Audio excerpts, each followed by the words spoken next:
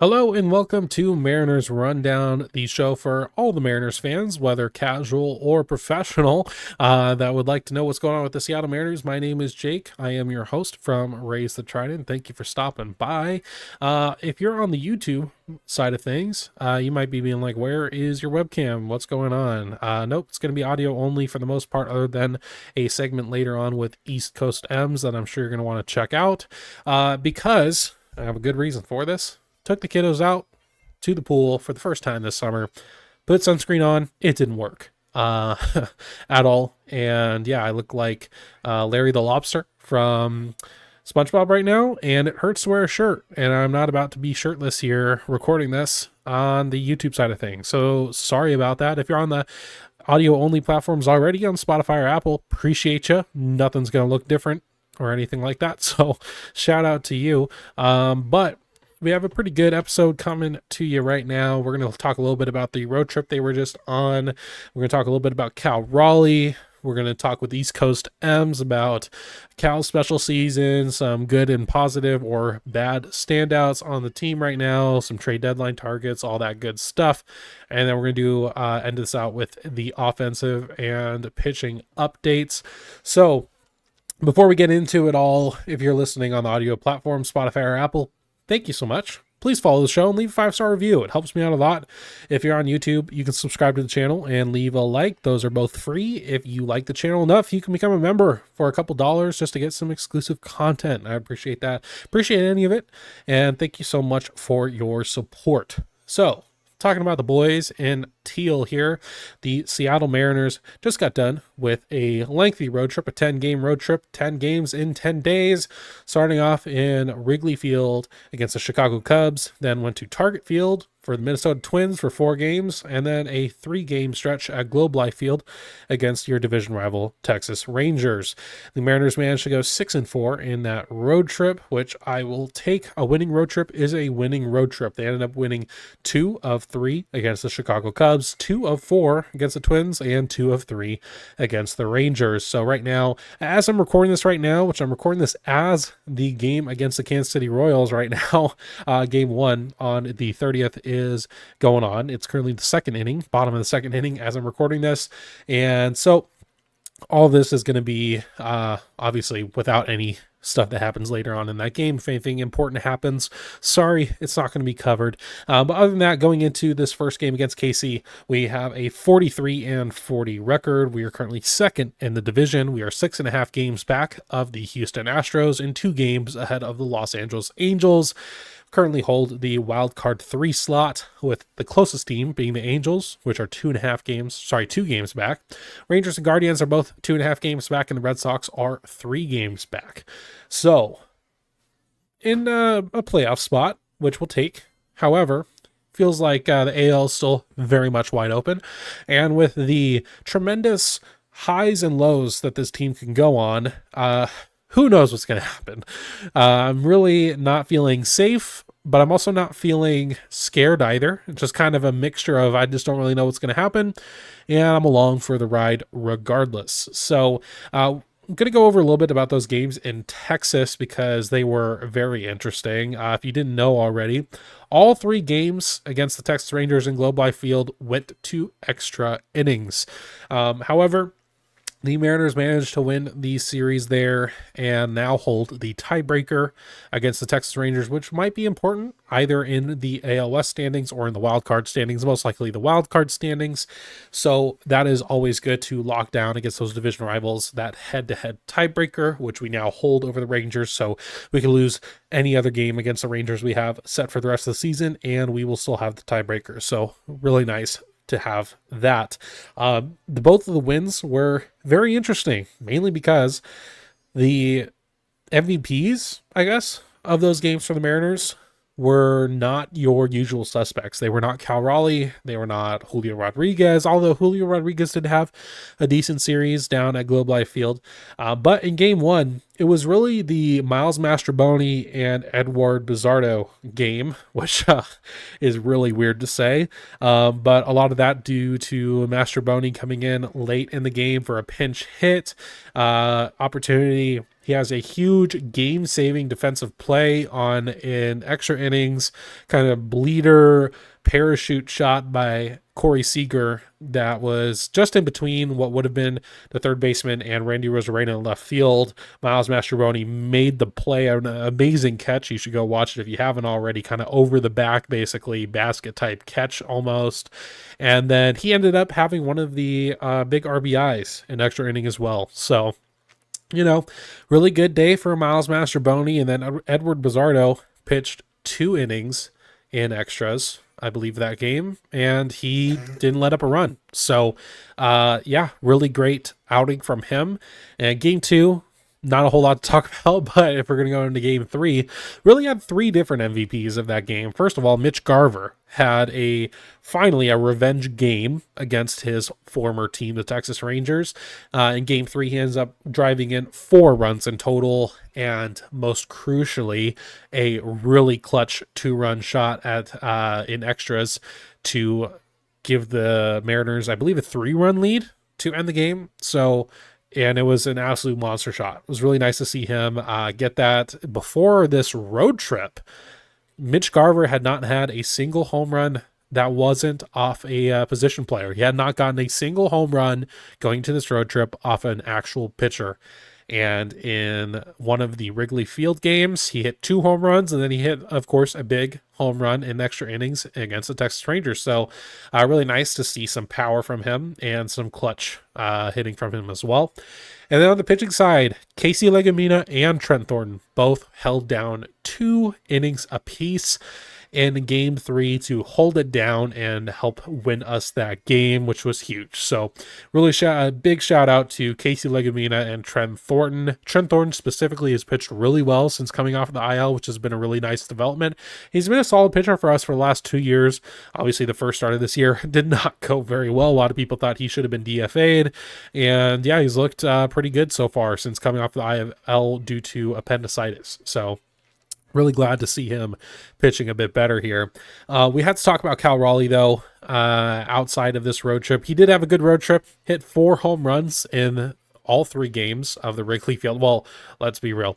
Or I should probably say he hit 4 home runs in total in 3 games at Wrigley Field. That makes it sound like he had 3-4 home run games, which would be bonkers, but no, still really good outing from him. Right now, he has a 187 WRC plus on the season. He's already surpassed his career high in FWAR, and he's on pace for over 11 FWAR this year. So he is easily on pace to have probably the best catching season of all time. So that's super cool. He does still lead the league in home runs at 32. He's tied for the league lead in RBI. He is second in the league in slugging percentage, WRC plus, and FWAR.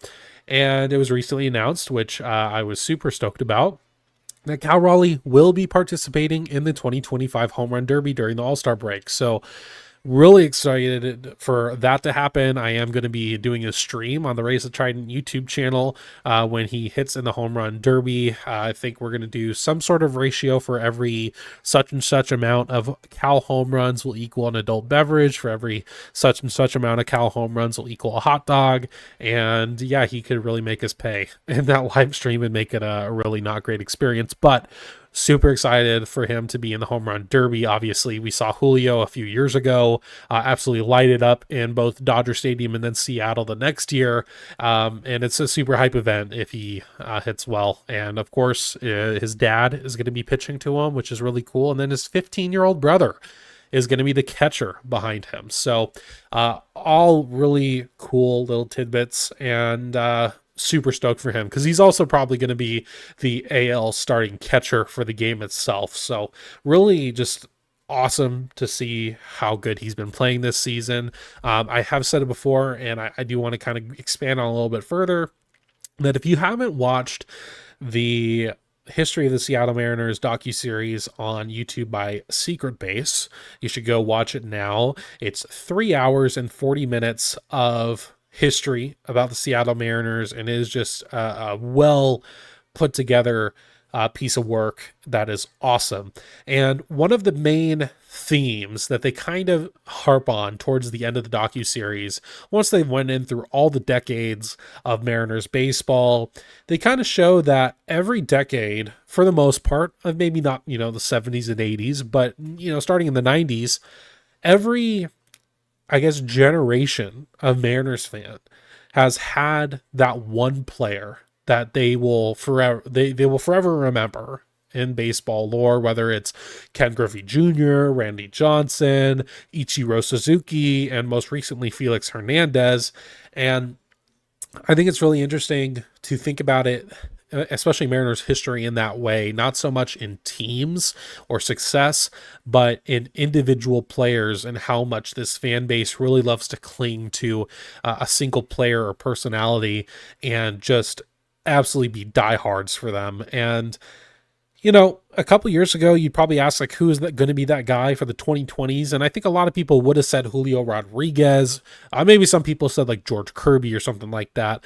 But we have it right now, and that's Cal Raleigh. Cal Raleigh is the player for Mariners fans in the 2020s. And it is just really put it into perspective how lucky I feel like we should feel for witnessing a season like this in live time, especially your younger fans and, your kind of fans under 30, I would say, especially because fans older than that of the Mariners, I mean, they had Griffey, they had Johnson, they had Ichiro to grow up and watch and ooh and ah at.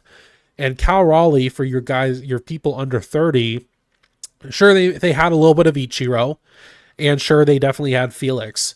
But Cal Raleigh is now kind of becoming one of those people. He ended the drought, which is, the most iconic home run in the history of the franchise. And now he's potentially going to have the best season by a catcher ever in the history of the game by WAR standards. And I just think it's incredible, and kind of have to take that step back from all the other stuff about the team. And, I don't want to talk about Cal Raleigh every single episode, but he keeps giving us stuff to talk about. So it's just incredible what he's doing. And I think we all should feel very lucky that we get to watch it in live time. I know I'm feeling very grateful that I get to as well. So with that said, we're going to get into the chat with East Coast M's. If you don't follow him on YouTube or Twitter, you should absolutely go do that. The link will be in the description down below. We talked a little bit about Cal's special season as well, where some of the sentiments I already said are probably going to come up again. Some of the positive and negative standouts for us right now on the team, and trade deadline talk and stuff like that. So I think you're going to enjoy that talk. We're going to get right into it with East Coast M's. So today I'm going to be talking to East Coast M's. He has 1.14K on YouTube and 2.2K on Twitter, and he's been taking a little bit of a break recently, but he's still a Mariners content creator. He's still a part of this space. East Coast, how are you doing today? No, good, man. Thanks for having me on. It's been a while since we've even done a podcast together. I think it's Yeah. probably been since last year. Yeah. Um, Funny enough, when I was looking at your YouTube, when I did the search bar, some of our right, stuff came up, and it was like 2024 season dude, predictions. So crazy, crazy. yeah, been a little while, Yeah, it'll do it. yeah. So you've been on a bit of a pause with like content and stuff. So what have you been having going on these last couple months? Yep. So basically, like long story short, I started my own business about 5 months ago, which happens to be in the content development space, just for business owners and influencers and a bunch of different kind of people. So it's kind of taken most of my time up, and obviously, after a whole day working with other people creating their content, sometimes I get a little just tired of being in front of a camera and editing stuff. But I'm trying to get back into it more. Obviously, we're kind of getting into a crucial point of the season, trade deadline coming up. Obviously, hopefully we can. There's playoff content that would be great. Yeah. But hopefully trying to get back into it a little bit more for sure. Fair enough. Yeah, it's getting about that time where things are going to be heating up, and everyone's going to be trying to figure out how to do kind of the same video, just like who should we target and blah blah blah, like Right. as if we haven't been talking about it for like the last month, basically. So Right. yeah, it'll be nice once it's done. But then there's also the draft too, which is important, especially Yep. with the Mariners having the number 3 pick. So that'll be Yep. a fun time, especially Right. for people who are like me who are trying to get into prospects now. So now For sure. we'll see how that goes. It'll be For exciting. sure. So yeah, how much have you been able to watch the last few months since you've been pretty busy? So it's been on and off. So from a watching game standpoint, not as much, but from like I constantly go back and watch the highlights, see exactly what happened. Obviously, I still follow a bunch of you guys who are posting constantly about the game. So like if I'm out and about, I can still kind of see what's going on throughout the game. But I've watched enough to the point where I'm very much well aware of what's going on with the team for sure. Fair enough, fair enough. So that means you've seen a bit on a certain someone's special season thus far, Yep. and we're talking, Yep. of course, about Cal Raleigh, big dumper baby. Yep. Absolutely. Um, Putting up a MVP level season potentially, Yep. and he's probably going to be the starting catcher for the All-Star game. It would be very Yep. shocking if somehow that doesn't happen. Right. For sure. So yeah, because I think at the end of the first round, he got the second most votes in the AL, Yes. just behind Yep. Aaron Judge. So Yep. he's pretty much a lock. And of course, now we got the home run derby that's coming up, and Yep. just everything has been whimsical this year watching Right. him at the plate. So yeah, just talk a little bit about your thoughts about Cal Raleigh season, what you've been able to see from it, and Yep. just what it's making you feel, because I feel like that's what I've been getting to recently, is how it's Right. making me Right. feel. For sure. So I think the one thing that kind of still hurts me in a sense is that I don't think he's going to get MVP just because Aaron Judge, who Aaron Judge is, and obviously he's going to have a lot of people more backing him up because he has already won one before. So I still think it's going to be very difficult for him to kind of get over that hump. But from a catching standpoint, I mean, like we all knew what Cal could bring. Like we all knew he was 30 plus home run, consistent power. Like we knew that was there. That contract is looking to work out fantastic because that's a steal of a deal, especially if you can keep this up for another 5 plus years. But I think the biggest thing that stands out for me, and I think that from across the league standpoint, the one thing that everybody always said about Kyle Raleigh, like, yeah, it's cool, he's putting up 30 plus home runs, but compare him to somebody like Will Smith who hits over 300 consistently. It's like Cal doesn't do that. So like Will Smith's power might be lower than Cal, but everyone would always say, oh, Cal Raleigh doesn't hit for average, blah, blah, blah. He just hits home runs. Well, this year he's hitting 275. So it's Yeah. like from that standpoint, I think that's the biggest like Cal's not just a power guy, he's a legit hitter now because he brought up his I think his career average what had to be like 210, 215 in that range. And this year he's brought it up through like 275. Now it's kind of like first 30 games, you're like, okay, he's hot, like he's doing well, blah, blah, blah. But like, can he keep that average up? Can he keep up obviously the power consistency? But I think for me, the biggest standout is that average being so high for him.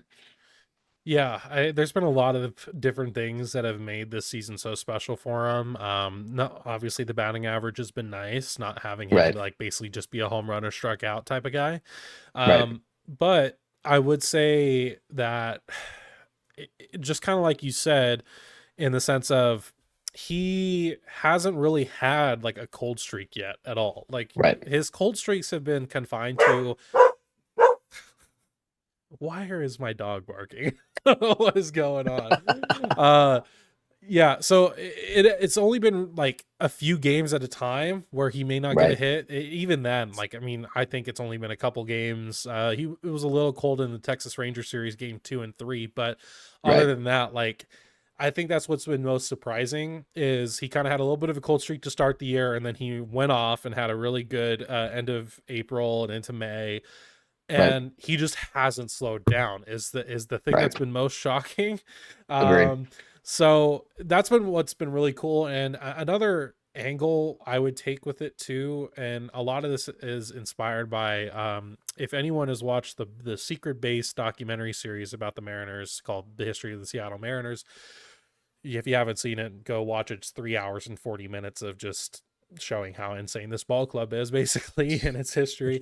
One of the things they harp on at the very end is that throughout the team's history since its inception, it's never like there hasn't been a like team that has necessarily been remembered in Mariners history. It's been certain players. You had Right. Johnson, Griffey, A-Rod Right. for a little bit, Ichiro, Felix, and there was always Yep. that like one guy that encapsulated the next decade of Mariners baseball.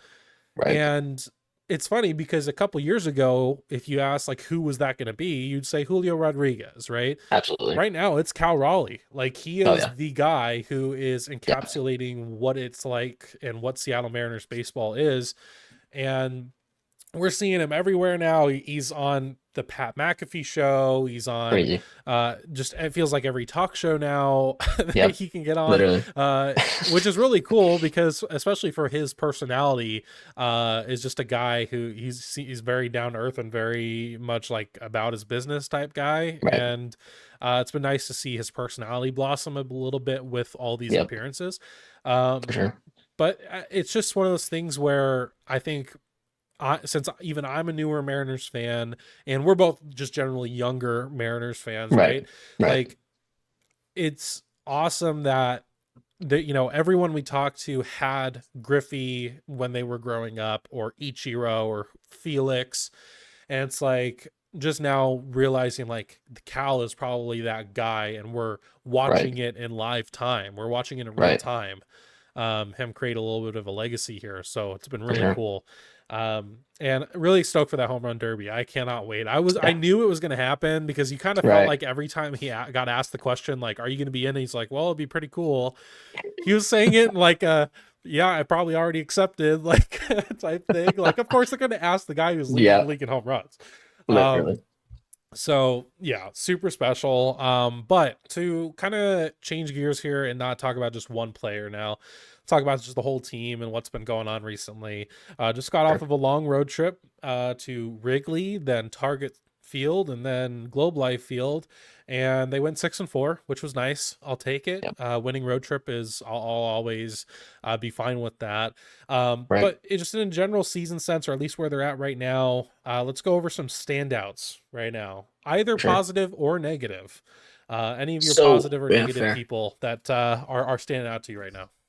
So one thing I'm going to say is that I think one thing that Goldie said on the broadcast, I think it was yesterday or the day before, that kind of like describes the Mariners offense in a sense. Like obviously they got off to a really hot start, or for like what it was, like they started off really hot, kind of had that slow spell. Is like at least recently, like obviously you look at the Wrigley series, like even in the game there, they got basically destroyed. They still put up, it was what, over 7 runs. It was Mhm. close to 10, I thought. Is like either the faucet is all the way on or it is all the way off. There's Yep. no in between. There's no like winning a 3-2 game. Like it's either they're going to lose 3-0 or they're going to win 10-3. Like Yeah. that's really the biggest thing that I think they need to kind of discover within themselves, is kind of just being on more consistent again. And kind of just like, again, if you look at the numbers again, if they score over 5 runs, they win 80% of the damn time. Like Yep. that's really the key number. Just get to that number and they're going to win. But here's for my hot take. So I've been trying to do a little bit more of like looking out for it, kind of seeing like this player, like, is he as good as we had hoped? Is he as good as maybe like Major League Baseball fans as a whole kind of perceived him maybe a few years ago? And that player for me is Randy Arozarena. Okay. And for me, you acquire him last year. I vividly remember getting the notification on my phone, like, holy, like that is a crazy move. Randy Arozarena, he's got the swag, he's got the power, he's got everything you want in a guy to come on your team and make an impact, right? So the one thing is that people just do disagree with me on. I think I have made a tweet about it before, kind of my opinion on Randy a little bit, and people did disagree with me. Ever since he did become a Seattle Mariner, he has a 123 WRC plus. So from an offensive standpoint, in that sense, you can't really complain. You know, he's a well above league average hitter. Blah blah blah. So in 135 games he's played with the Mariners, he only has 56 RBIs and 13 home runs, where he's hitting 237. His on base percentage is a 356, and his slugging is a 388. So for me, I don't think it's a matter of like, yes, he brings the swag. Yes, he has this, that, and the other. But for me, I think kind of like, I don't want to call him overrated, but like in my sense, he kind of has that overrated vibe to him, if that makes sense. Hmm. Like even that, I vividly remember the one play, and I know it was kind of talked about a little bit about on X a little bit, was that play where Ben Williamson kind of got in his way on that fly ball, and he kind of gave Ben the look of like, you're really pissing me off kind of thing. Like he just doesn't seem like the best necessarily. Like obviously Victor, when Robles was out there, Robles, Julio, and Randy got, you were hoping that was going to be, the outfield for the next 2 years, the whole thing. It's just to me, like, I don't think that he's necessarily like he's not a guy that I would look at and be like, he's my cleanup hitter. Go back 2 years ago, absolutely. Like this guy's putting out, obviously he's had 2020 seasons the past however many seasons, but like he's so inconsistent. Like he's kind of like Julio in a sense where he's just super inconsistent. Like a 237 average is not great. 13 home runs in a Mariners uniform is not great in 135 games for a guy that, we kind of anticipated to come here and like be that, like almost the guy in a sense. Like he, besides Julio and obviously now Cal, like you kind of thought he was your third go-to kind of guy. Like Jorge Polanco has more RBIs in 17 less games in a Mariners uniform. and that's with him having an atrocious season last year. So to me, it's like I don't know. That's my hot take. My hot take is just I don't think Randy Arozarena is as good as people used to perceive him as, or as good as we had hoped he would be. Yeah, I can get behind that a little bit. I don't remember who asked me. I don't know if it was on Up West on like a Friday Night Live type thing or what, Right. but I remember someone asking me like if there was one player you could choose that you think is going to be would be like the most important game changer. It's already on the roster right now. Right. Uh, who do you think that would be? And of course, I didn't want to give like Julio or just the Right. obvious answers. And I said Right. Randy because I think Right. when he is on, he can be one of the best players in the game.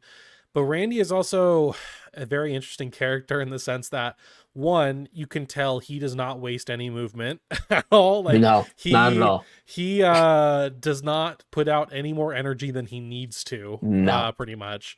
And we've seen it before of him just not moving on home runs that barely got over the fence. Right. And just in general, like sometimes his hustle is a little questionable. Right. But like you said, I feel like there's just a lack of slug there that we felt like we should be seeing, and we were seeing it a little bit at the start of the season. It felt like Right. he was pretty hot, especially like opening day. He had Hmm. a home run there, and it just feels like the slug just really isn't there. He's getting on base fine, but and I Right. think that's the problem is I feel like his WRC plus, although it's above league average, I feel Hmm. like it's very heavily weighted due to the amount of walks he draws. Right. And like I'm not saying drawing walks is bad. I like that's Right. fine, but Randy is the guy who I need him to be driving in people. And Right. you can't do that when you take a walk, right? So Right. I definitely do think that he is maybe the biggest variable on the offense as far as Hmm. outside of a Julio or Cal or whatever, like the obvious Right. answers. Right. If he can go on a tear, it would be a huge spark for this offense. Because when he does go on a tear, we see the energy. Like the Right. energy is there, the swag is there. He's throwing the bat down with intensity. Like you can just Right. tell he is in it, and then you can Right. just really tell when he's not. And Right. yeah, it's been I wouldn't say a struggle to watch him, but there's just certain aspects of his game that I can't say I particularly care for. At the end of the day, Right. like if he's being an above league average hitter, then Right. cool. But I just feel like I need more from him as far as like just being kind of an energy maker for this team. Right. Right. So we'll see, hopefully. Any Yep. specific positive standouts or any more negative standouts you want to point out? So I would say in very small sample size, my biggest standout would be Dom Canzone.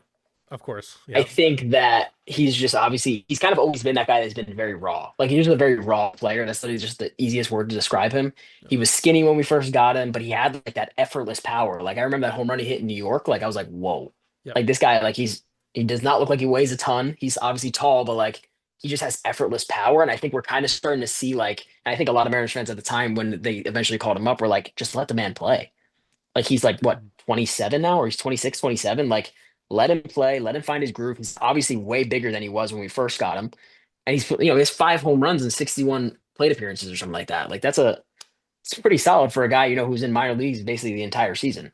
Yep. Like I think he's kind of been like in the smaller sample size again, 141 WRC plus and the 61 plate appearances, 19 games, whatever.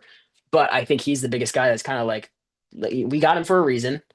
Let's kind of see what he can do. Like let's see, let him play, let him find his groove, let him get his feel at the major league level in a sense. Yeah, Kanzo's an interesting one. The people in my Discord server give me crap every time he hits a home run, just because I've at least this year kind of been a notable like Canzone hater in a sense. Right. Just because I felt like from what I saw from him before he got called up today, I'm like Right. I just don't see it. Like I Right. like he has the power, like I know that. It's Right. just I don't see it. He couldn't hit spin. It just felt like he would come up and he looked like he didn't want to be there. He Right. was almost like sulking, it felt like, and I just didn't really like feel like, oh, this dude could come up and actually like mash. Right.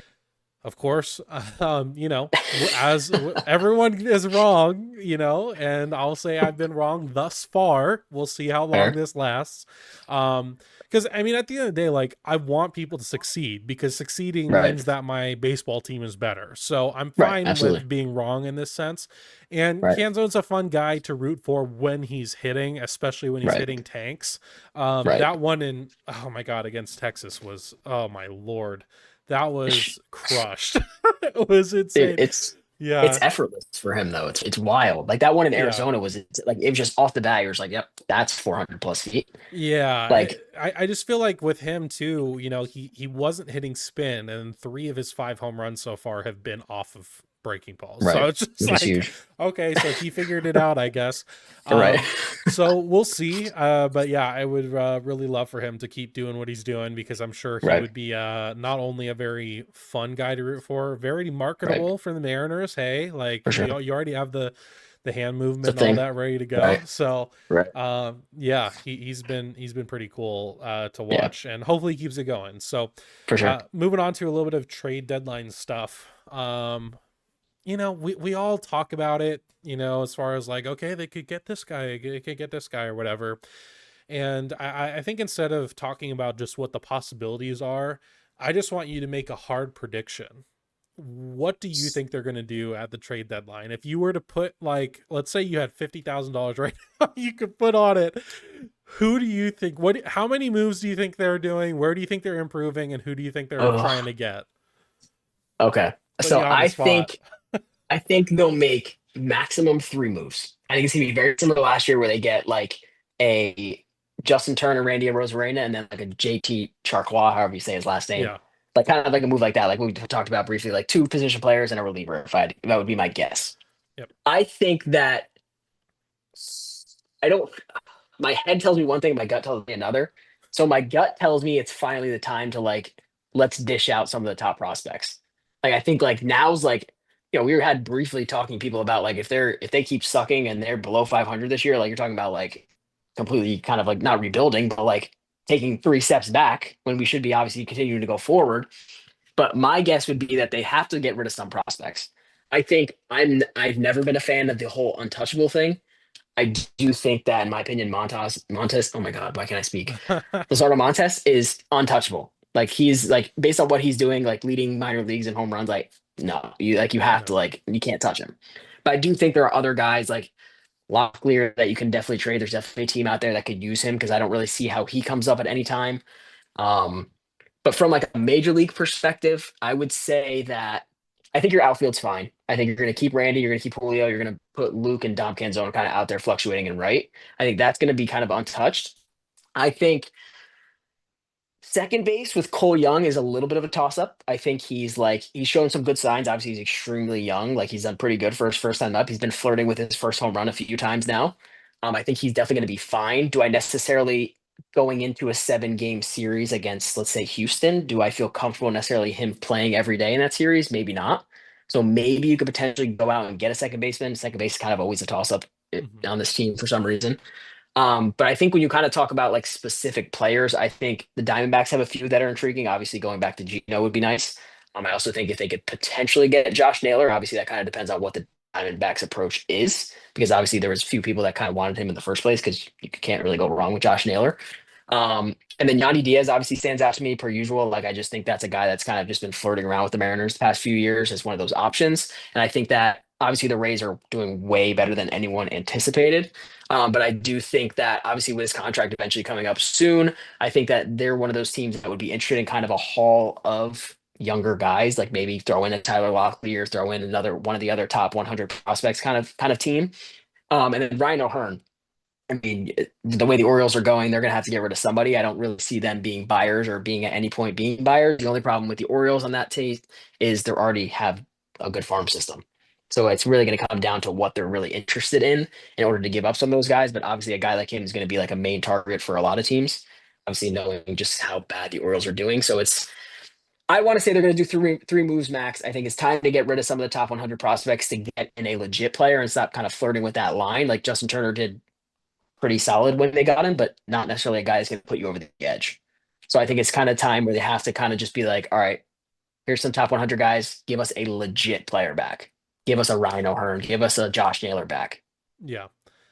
Yeah, I mostly agree. I would say if you can get both Naylor and Suarez and not give up or not have to give up Emerson and Right. Montez, Right.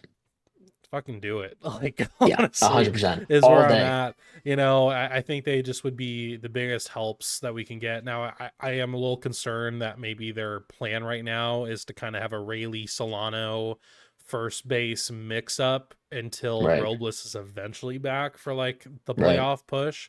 Right. But at the same time, I don't think this team, especially offensively, can afford to just wait and hope, because No. you also don't know what you're getting from Robles when he gets back, right? Because Right. the biggest thing Right. going into the season was 2024 a fluke, Right. or was it legit and like he is Right. going to produce? And he was looking like he was going to produce uh Agreed. briefly, but he also only made it to like the first road trip, right? So it's hard to Right. It say wasn't even if that was really like what you're going to get from him. So right. um I don't think they can wait. I do think if there is any team that is stacked enough in the farm system to get any guy they really realistically want, it's us. Mhm. Um so man, I hope they can get like a Gino, because I think you just can't trust Williamson, like you said, kind of in like a 7 game Right. series against the Astros. I would want a Right. guy that has the track record is good in the clubhouse. All the Right. guys are going to be stoked to have him back. Right. And yeah, I'm still going to be questionable about his power playing in T-Mobile Park, because we saw the Right. reason they sent him out was because he couldn't hit it over the wall. He was just hitting warning track flyouts over and over and over again. So I mean, maybe he figures something out, and that would be cool. But I guess for me to not put a position down or a player down, I'm going to say my positions. I think that they're going to do. I think they're going to get a third baseman. I Mhm. think they're going to get. Mm, I'm actually maybe not sure about the DH position, only because of Cal. He still needs to Right. get days off, and I don't know if they Right. would want to like have to sit. But O'Hearn can play first, so I feel like O'Hearn makes the most sense. You can still play I him agree. at first if you need to, or on Right. days where Cal DHs. So if they could Right. get both of them, then great. And then I think they need some sort of kind of high leverage arm maybe Right. in the For sure. pen. Just because right now, I mean, you have Brash. Spire has been kind of hit or miss more lately, I feel Hmm. like.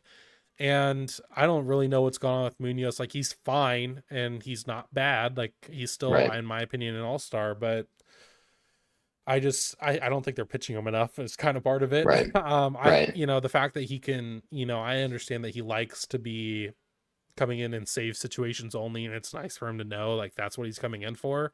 Right. He can't be going 6 or 8 days without pitching. Like, that's that's just Bad. ridiculous. I'm sorry. Ridiculous. So yeah, I think some sort of high leverage arm would be nice. So if they could get third base, kind of a DH first base kind of guy like an O'Hearn or even a Naylor could fit that too, Right. maybe, and get a nice like mid to high leverage arm, I'm fine with it. I'm curious. This thought popped in my head though, and just on the spot, when you were mentioning O'Hearn and you're like, the Orioles have a good farm system, so they may not be Hmm. looking for prospects. Do Right. you think the Mariners would be willing to send out a Hancock or Evans plus maybe a bullpen arm, because they need arms? We know that, Right. especially young, controllable arms. I think they'd be fine with that. So, do you think the Mariners could survive giving up Hancock by the trade deadline? Because I feel like although he's had a couple really bad outings, Right. for the most part he's been doing his job. So do you think they would give him up? I feel like you're kind of at a point where you really don't have a choice. Like if the right offer's on the table and they're like the problem for like a team like the Orioles, you don't really know what they're looking for. Like when they didn't plan on having this bad of a season, so it's really a matter of like what does their future look like? And obviously we know pitching is rough for them right now. I think you're almost at a point where like you have if you keep Evans, like say you keep Evans and just get rid of Hancock and like some other prospects in a deal, like I would be fine with it because you have Evans. And hopefully you get Bryce back again because they have not all been healthy together really for a long period of time at all. So really, the end of the goal, obviously, the end of season goal is you make the playoffs and you're in a 7 game series. Every single one of them is pitching if you get to that point.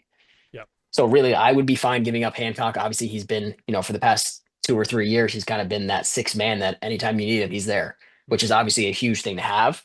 But I think Logan Evans kind of came up and proved kind of his worth in a sense. Like he proved like he's good enough to do it in a sense. And I just think he just kind of needs some more opportunities to do so. And I think you kind of already know what you're getting from Hancock. You know what I mean? He's gonna either have a really good start or he's gonna have a blow up start. It's really he's just he is who he is. He's a six man that just kind of floats between AAA and the majors. Yeah, I'm almost wondering you for the Orioles, maybe you give a Hancock or an Evans, and then if you do give them prospects, I feel Right. like their infield is fine. I think you'd be looking at outfielders maybe. And Right. I mean, do you send a Johnny Farmello out for that? I mean, it's like he's a really good player, but he also has been kind of been injured here and there. Right. But if Farmello and Hancock gives you O'Hearn, do you do it? Comment down below. Would you do that deal? Let's go with Farmello and Hancock for O'Hearn. Let me know if you do that. They could also go with like a Ty Pete, right? I mean, he's Right. Right. transitioned to Right. Right. center field. He's still listed as a shortstop on Pipeline, but at this Right. point, he's basically an outfielder. So maybe you go with Right. something like that, where it's more of you're just kind of picking a raw guy who hasn't really put it together and hoping Right.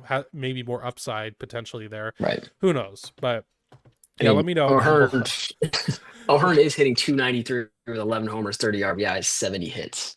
Is he a lefty or So I mean, righty? I forgot. he's a righty, I think. Okay, well, still, I think he'd be fine. Or And no, he's a lefty. No, you're right. He's a lefty. oh, then even better, even better. So we'll see what happens. So to end this out, do you think? Once again, I'm going to ask you to just bet here, put down a bet. Do you think they managed to make the postseason this year? I truthfully, I think it's going to come down to what they do at the deadline. I think that once you see what this team looks like come August 1st, that's going to be your indicator of like this team's legit or this team's going to be on the cusp, just like they've been every single year. Yep. I can't even because I mean, last year I think we had the same thing. Like, of course they're making the playoffs. Like they're too good. Like they're not going to miss the playoffs.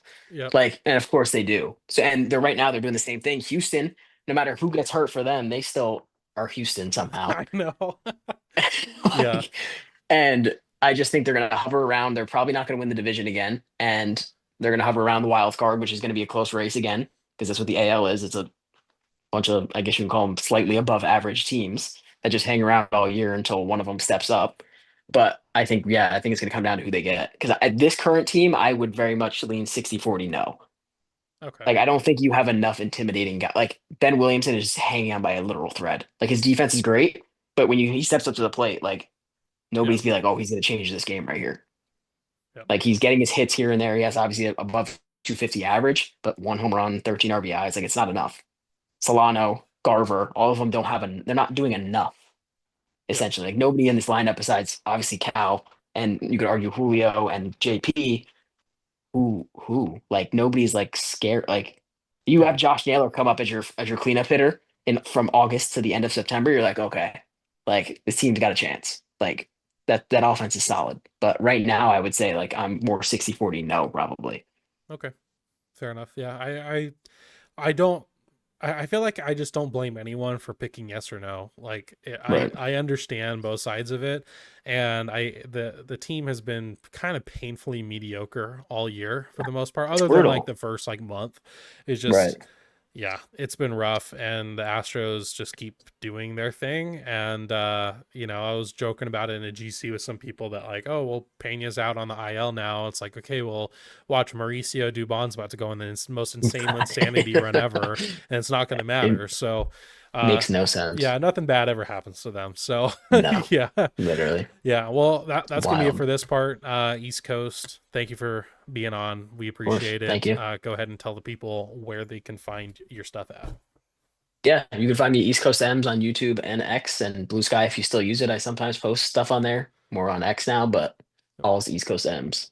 Very cool. Yeah, all the links will be in the description down below. Go check them out. And yeah, once again, thank you for stopping by. Appreciate it, man. Thanks. Thank you once again to East Coast M's for stopping by on Mariners Rundown, his first appearance on the podcast. He's been on the channel several different times, so really suggest you go take a look at some of the content he's putting out on YouTube and Twitter. Really good guy. Really excited that he was able to hop on this week. So Hope you enjoyed the chat. We're going to end this podcast episode out with a bit of a update on the offensive and pitching rankings right now. So who's doing good on the offensive and pitching side, both in the team and then where the team wide stats, I guess, rank amongst the league. So starting with the offense, of course, I mean, who's going to be leading a bunch of the categories than Cal Raleigh? Right now, he's leading the team in on-base percentage, slugging percentage, WOBA. If you like that, I put that in there just because it's fun to say, WOBA. WRC Plus, and F-WAR. So, with that said, JP Crawford leads in batting average. So, the last of the batting, or I guess the slash line stats. JP Crawford has that, but Cal does have the on-base and slugging. And I do want to highlight Dominic Canzone. Okay, we talked about him a little bit in that East Coast M's section, but I have to show him some love here. Through the first 61 PAs he's had this year, he has 5 home runs already. He has a 141 WRC plus in that span and only a 14.8 K, or I can't say that, 14.8 strikeout percentage, which is really cool for Dominic Canzone. It looks like he's really kind of found another gear with his offensive production, which is nice. Now, with that said, it's only 61 PAs or plate appearances, so I'm not necessarily going to say that he's like fixed and found it and he's going to be just a solid contributor for the whole year for us. However, I do think that he has shown some extra skills than he had before. Before he was called up this year, he seemed to really struggle with breaking balls. 3 of his 5 home runs have been off breaking balls. So he's showing a bit more prowess against those, which has been really nice. So hopefully he can keep it going, because if he can, that would be a really fun player to have the fan base root for down this last stretch towards the All-Star break, and then hopefully a postseason berth. Now, going into the league rankings for the offense. So this is going for the whole entire Mariners offense through the first 80-something games that we're through right now. Right now in batting average, they rank 16th. In on-base percentage, they rank 9th. In slugging percentage, they rank 12th. In OPS, 10th. In runs scored, 12th. In hits, 14th. In home runs, 7th. Stolen bases, 4th. Strikeouts, 7th most.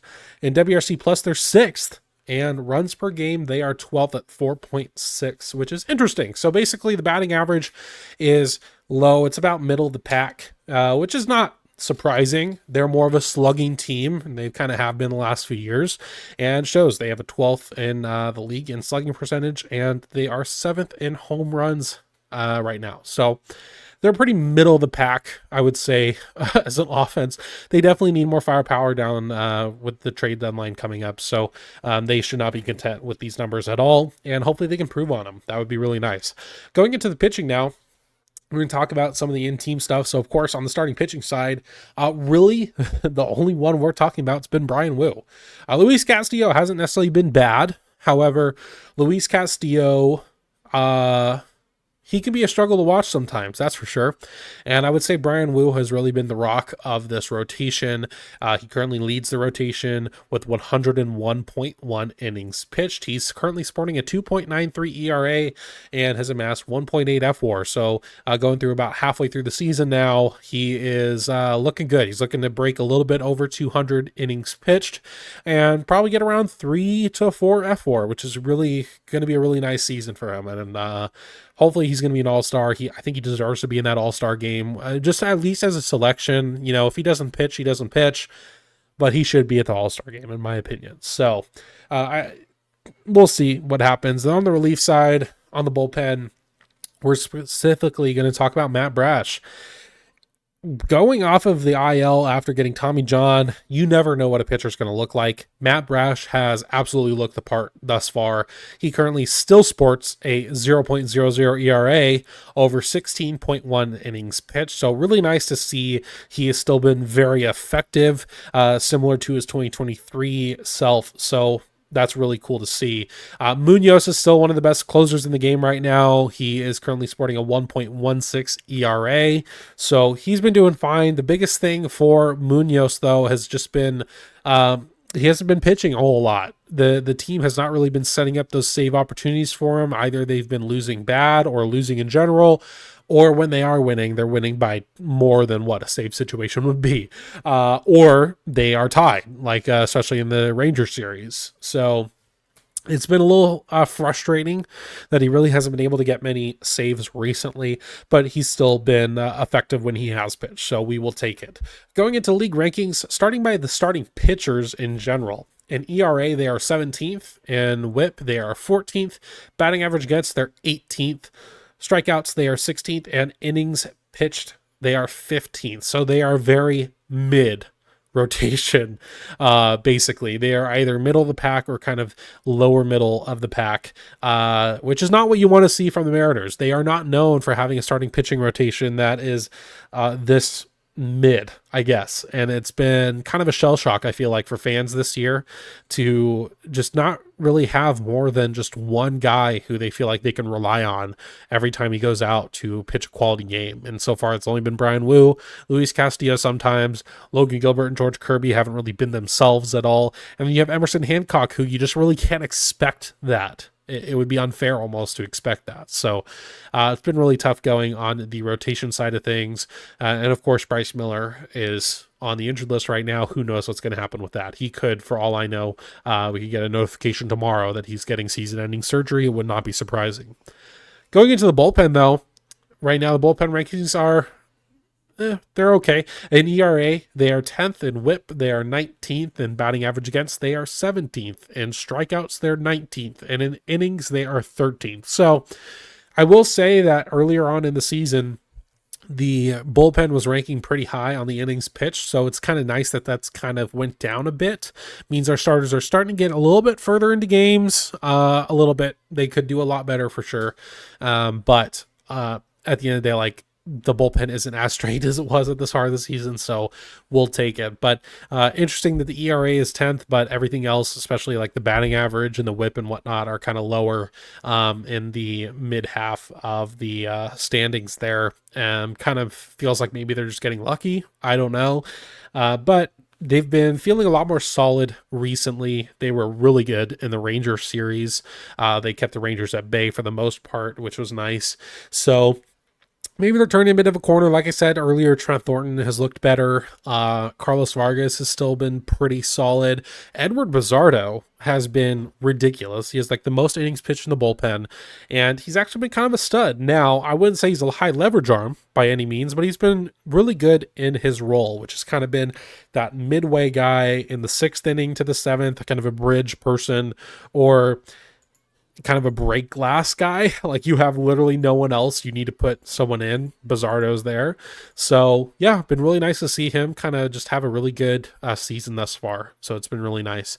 But that's going to be it for today's episode. Thank you so much for stopping by. If you have listened to this all the way through, once again, if you're on the audio only platforms of Spotify or Apple, please follow the show and leave a 5-star review. And if you're on YouTube, you can subscribe to the channel, leave a like. And if you like the channel enough, you can become a member for a couple dollars a month to get exclusive content. But that's going to be it for me in this one, and I will see you in the next.